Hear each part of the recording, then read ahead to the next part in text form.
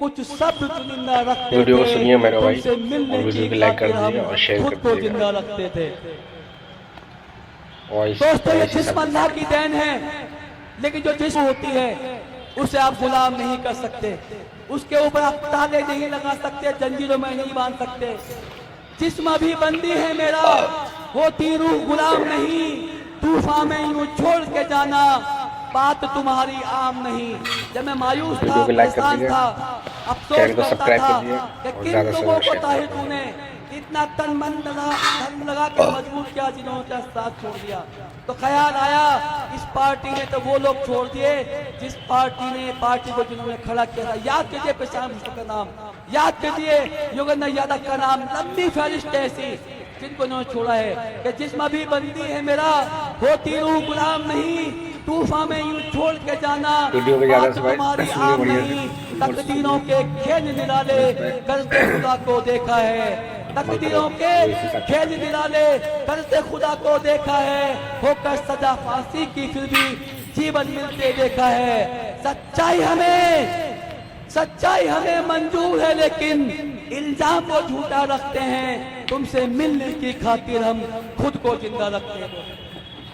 मैं आज भले ही आपके बीच अपनी बात रखने आया हूं, लेकिन अभी भी मैं जेल में ही मौजूद हूं, क्योंकि मैं कस्टडी पेरोल पे आपके पास आया हूं। आप देख रहे हैं मेरे साथ हमारे दिल्ली पुलिस के जवान खड़े हैं, ये इनकी ड्यूटी है कि इनको मेरे साथ मेरा हाथ पकड़ कर रहना है। ये आप समझ लेना कि मुस्तफाबाद का चुनाव इस बार ऐसा चुनाव है जो इससे पहले कभी आपने नहीं देखा, लेकिन देश ने ऐसे बहुत सारे चुनाव देखे हैं जहां इस तरह के हालात पैदा हुए हैं। आप सुन पा रहे हैं मेरी बात?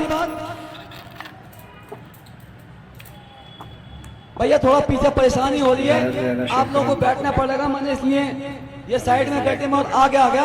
पीछे वालों को थोड़ा आगे वाले थोड़ा बैलेंस बना दें भैया। दोस्तों, 2020 के अंदर फरवरी का महीना था, 8 फरवरी की तारीख थी जब दिल्ली विधानसभा का चुनाव हुआ था। उस चुनाव से पहले 2015 का सन था जब भी दिल्ली विधानसभा का चुनाव हुआ था। उससे पहले जो चुनाव यहां हुए थे, जब पहली बार विधानसभा बनी थी मुस्तफाबाद की, तब हम सब ने एक सपना देखा था कि मुस्तफाबाद का अपना एक विधायक हो जो मुस्तफाबाद की परेशानी को समझ सके, देख सके। बहरहाल हमें एक मौका मिला, कांग्रेस पार्टी ने उस वक्त हसन भाई को विधायक का टिकट देकर चुनाव जीतने के लिए भेजा और मुस्तफाबाद ने अपनी जिम्मेदारी निभाई, हसन भाई को चुनाव जिताया। उसके बाद जब 2015 का चुनाव आया, तब भी मुस्तफाबाद ने यह हक समझ के कि हसन को दोबारा मौका मिलना चाहिए, जनता ने उन्हें वोट दिया। लेकिन उस वक्त आम आदमी पार्टी ने वोट काटने का काम किया था, वोट काटने का काम, और बीजेपी जीत गई थी। लेकिन जब 2020 का चुनाव आया तो उस वक्त इसी मुस्तफाबाद की जनता ने हाजी यूनुस को चुनाव जिताया, ये कहकर कि हाजी यूनुस साहब तीसरे मुकाम पे थे, हक छूट गया था, इनका हक बनता है, इनको चुनाव जिताना है। लेकिन अफसोस 2020 का चुनाव भी जिताया, दिल्ली की सरकार भी बनी, लेकिन उस सरकार ने इस क्षेत्र के अंदर कोई काम नहीं करा।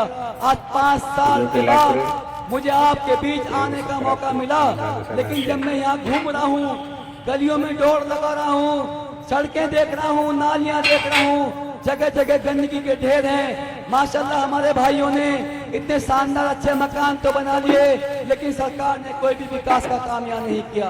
वो बात करते हैं शिक्षा के मॉडल की। मैं दिल्ली की जनता से कहना चाहता हूँ कि शिक्षा का मॉडल देखना है तो मुस्तफाबाद में देखो किस तरह के यहाँ के बच्चे टीम के स्कूल में पढ़ते हैं, 4-4 शिफ्ट में यहाँ के बच्चे पढ़ते हैं। अगर आप हेल्थ की बात करते हो तो मुस्तफाबाद में आके देखो यहाँ क्या सुविधा है। अरे यहाँ तो किसी माँ बहन की पेंशन का भी इंतजाम नहीं है। ये बात आप सब बात जानते हैं। आज 2025 में हम आ चुके हैं दोस्तों, 2025 का चुनाव है, विधानसभा चुनाव, और दिल्ली का विधानसभा इस बार 3 लोगों के बीच में चुनाव हो रहा है, 3 लोगों के बीच में। अगर 2 सीट हम छोड़ दें ओखला मुस्तफाबाद तो 68 सीटों पे प्रत्याशी हैं। या तो आपसे केजरीवाल के नाम पे वोट मांगते हैं, या आपसे मोदी के नाम पे वोट मांगते हैं या राहुल बाबा के नाम पे वोट